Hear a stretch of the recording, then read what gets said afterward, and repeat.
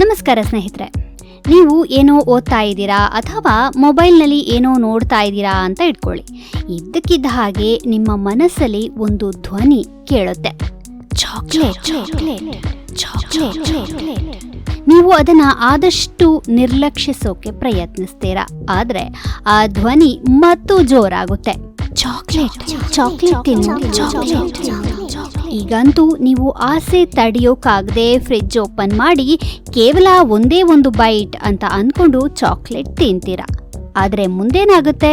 ಆ ಒಂದು ಬೈಟ್ 2, 3, 5 ಮತ್ತು ಹೀಗೆ ಇಡೀ ಪ್ಯಾಕೆಟ್ ಖಾಲಿ ಆಗೋವರೆಗೂ ಮುಂದುವರಿಯುತ್ತೆ. ಈ ಅನುಭವ ಅನೇಕರಿಗೆ ಆಗಿರಬಹುದು. ಇಂತಹ ಕ್ರೇವಿಂಗ್ಗಳಿಂದ ಹೊರ ಬರಬೇಕು ಅಂತ ಅನೇಕ ಬಾರಿ ಅಂದ್ಕೊಂಡಿರ್ತೇವೆ, ಆದರೆ ಸಾಧ್ಯ ಆಗಿರೋದಿಲ್ಲ. ಹಾಗಾದ್ರೆ ಈ ಪ್ಯಾಕ್ಡ್ ಫುಡ್ ಕ್ರೇವಿಂಗ್ ಅನ್ನ ಶಾಶ್ವತವಾಗಿ ನಿಲ್ಲಿಸೋದು ಹೇಗೆ ಅಂತ ಇವತ್ತಿನ ವಿಡಿಯೋದಲ್ಲಿ ನೋಡೋಣ. ಮನೆಯ ಅಡುಗೆ ಕೋಣೆಯ ಪರಿಸರ. 2 ಬೀಜಗಳನ್ನ ಬೇರೆ ಬೇರೆ ರೀತಿಯ ಮಣ್ಣಿನಲ್ಲಿ ಬಿತ್ತಿದೀವಿ ಅಂತ ಅಂದ್ಕೊಳ್ಳಿ. 2 ಬೀಜಗಳಿಗೆ ಪ್ರತಿದಿನ ಸಾಕಷ್ಟು ನೀರು ಮತ್ತು ಸೂರ್ಯನ ಬೆಳಕು ಸಿಕ್ಕಿರುತ್ತೆ. ಶೀಘ್ರದಲ್ಲೇ ಮೊದಲ ಬೀಜ ಮೊಳಕೆಯೊಡೆಯುತ್ತೆ, ಆದರೆ 2ನೇ ಬೀಜ ಬೆಳೆಯಲು ಸಾಧ್ಯವಾಗೋದಿಲ್ಲ. ಯಾಕೆ ಹೀಗಾಯ್ತು? ಉತ್ತರ ಸರಳ.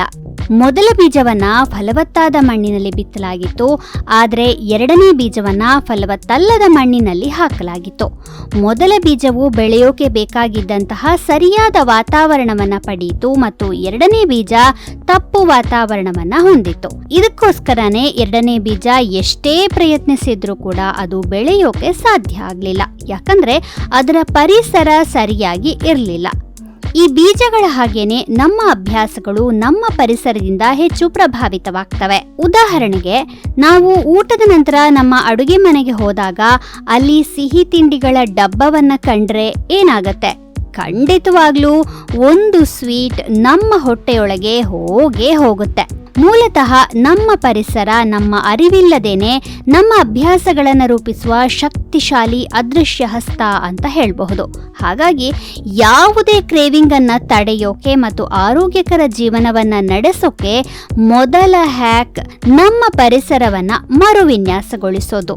ಇಂತಹ ಜಂಕ್ ಫುಡ್ಗಳನ್ನ ಮನೆಯಿಂದ ಸಂಪೂರ್ಣವಾಗಿ ತೆಗೆದು ಹಾಕಿಬಿಡ್ಬೇಕು ಮತ್ತು ಎಂದಿಗೂ ತರೋಕೆ ಹೋಗ್ಲೇಬಾರ್ದು. ಒಟ್ನಲ್ಲಿ ಈ ಪ್ಯಾಕ್ ಮಾಡಿದ ಆಹಾರ ಪದಾರ್ಥಗಳನ್ನ ನಮ್ಮ ದೃಷ್ಟಿಯಿಂದ ತೆಗೆದು ಹಾಕಬೇಕು. ಅದು ಕಣ್ಣಿಗೆ ಬೀಳದೇ ಇದ್ದಾಗ ಖಂಡಿತವಾಗಿ ಮನಸ್ಸಿನಿಂದ ಹೊರಗಿರುತ್ತೆ ಮತ್ತು ನಮ್ಮ ಹೊಟ್ಟೆಯಿಂದಲೂ ಹೊರಗಿರುತ್ತೆ. ಇದು ಮೊದಲನೇ ಉಪಾಯ ಆಯ್ತು. ಇನ್ನೂ 2 ಹ್ಯಾಕ್ಗಳು ಏನೇನು ಅಂತ ಮುಂದಿನ ಸಂಚಿಕೆಯಲ್ಲಿ ನೋಡೋಣ.